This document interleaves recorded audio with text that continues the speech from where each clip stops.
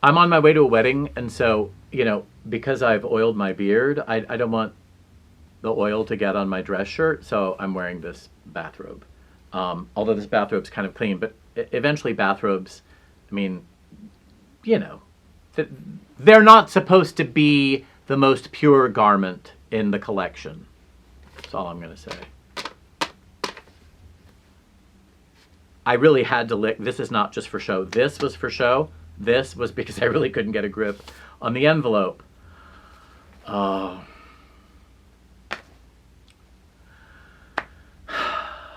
Well, this is a tough thing.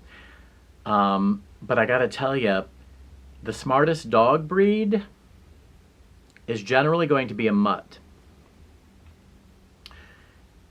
A mutt of a certain type. Because what you have is this set of genes coming together with this set of genes, and you get this smart dog. The smartest dog I think I've known was, the owners weren't quite clear what she was, but she was part German Shepherd dog and part something else. She had a beautiful long snout. She understood English in a way that was just absurd. Here's an example. So the people who owned her were a husband and wife, and the wife did the feeding of the dogs. They had two of them, the sweet one and the really smart one. So when it was time, if you're a dog owner, you should know this trick. If you don't know it, it's a good thing to do. Have your dog sit before eating. So you place the food, you put the dish down, and you have them sit, and then you give them a command that says it's okay for them to go to the food.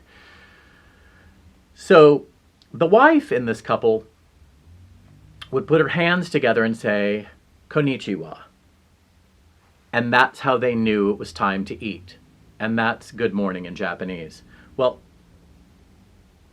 a friend of ours was dog sitting for these dogs. And this friend is an American who had lived in Japan for 5 years.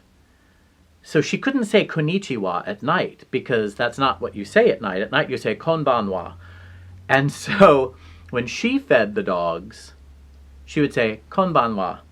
And the sweet one would go right for the food, because all he heard was English. And so would just get, well, yeah, he might have thought it was English. He probably doesn't know the distinction between English and Japanese.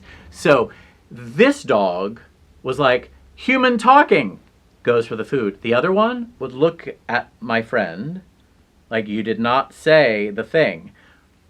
Most dogs would hear konnichiwa, konbanwa, and think, it's similar. This dog knew. This dog knew that it was not the command and would look at my friend. This dog also knew when we weren't speaking English. So this friend who lived in Japan for 5 years, sometimes she and I would speak in, it either is or isn't a language, but the way that persons who speak Japanese as their native language learn other languages is through an alphabet called katakana, which is it's a non-Romanized alphabet. And so the sounds, the sound apparaissent mais que comme from katakana. So it's how they learn French, so they would say bonjour. So everything is going to have this inflection because of katakana. Well, this dog-sitting friend and I used to speak katakana all the time. The smart one would look at us. She knew we weren't speaking English. We spoke French to the dog. She knew we weren't speaking English. We spoke Spanish. She knew we weren't speaking English.